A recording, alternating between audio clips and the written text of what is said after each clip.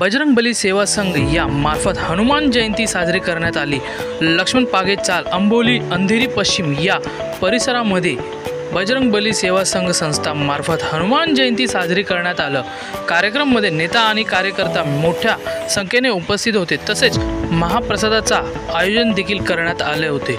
पुढील माहिती आमची प्रतिनिधीकडून जाणून घेऊया।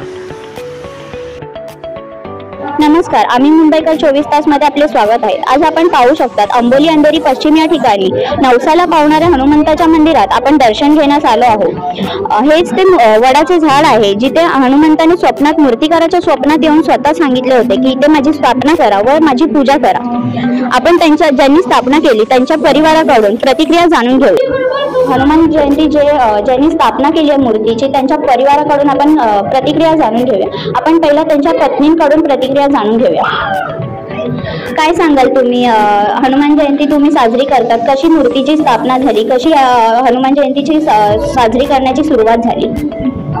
हनुमान जयंतीची मूर्ती स्थापना करते वेळी दुसरी आणली होती, ती बदली करून ही नवीन आणलेली आहे।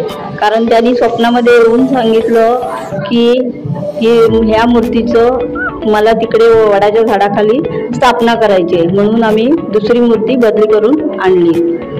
बजरंगबली सेवा संघाच्या अध्यापिका संजीवनी वैजाल आपल्या सोबत आहेत। आपण त्यांच्याकडून त्यांची प्रतिक्रिया जाणून घेऊया। सांगाल तुम्ही हनुमान जयंती साजरी करतात, मूर्तीची स्थापना कशी झाली, काय महत्त्व आहे या मूर्तीचं, काय सांगाल तुम्ही? या मूर्तीची स्थापना 50 वर्ष या मूर्तीला झाली आहेत। मूर्तिकार जे होते त्यांच्याकडनं माझ्या वडिलांनी छोटी मूर्ती आणली होती, ती मूर्ती आणून बसवली। एकच दिवस झाला आणि त्यांनी या मूर्तीला बघून गेलेले माझे वडील, पण त्यांचा काही बजेट नव्हता म्हणून ते रिटर्न आले आणि त्यांनी छोटी मूर्ती आणून इकडे स्थापना केली। पण मूर्तिकारच्या ह्यांनी हे जे बाप्पा आता बसलेत त्यांनी स्वप्नात जाऊन त्यांना सांगितलं मूर्तिकाराच्या की मला त्या वडाच्या झाडाखालीच जाऊन बसायचंय।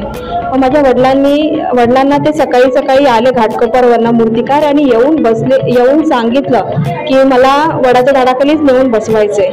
तसंच माझ्या वडिलांनी जाऊन ही मूर्ती घेऊन आले आणि ह्याची स्थापना केली। आज या मूर्तीची उत्साह आहे त्याला 50 वर्ष झालेली आहेत।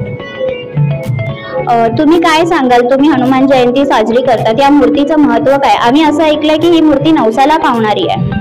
माझा अनुभव बघितला तर खूप चांगला आहे।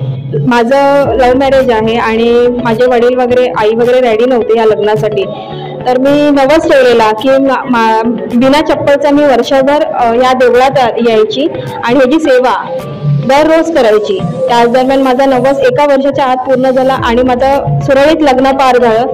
त्यानंतरचा जर अनुभव बघितला तर माझा मुलगा मला राहत नव्हता, त्याच दरम्यान मुलगा 1 वर्षात मी नवस ठेवला आणि हा नवस पण पूर्ण झाला। आज माझा बच्चू आहे तो पण नवसाचा आहे। खूप चांगला अनुभव आहे। आज कोणीही नवस ठेवला तर तो पूर्ण होईल असं माझी इच्छा आहे। तर आपण माझ्या पाठी पाहू शकतात, हीच ती हनुमंताची मूर्ती आहे जी नवसाला पावते। व्हिडिओ जर्नलिस्ट आशिका भोसले, आम्ही मुंबईकर 24 तास, मुंबई। आम्ही मुंबईकर 24 तास या ऑनलाईन न्यूज चॅनलला सबस्क्राईब करा, शेअर करा, लाईक करा, बेल आयकॉनचे बटन क्लिक करण्यास विसरू नका।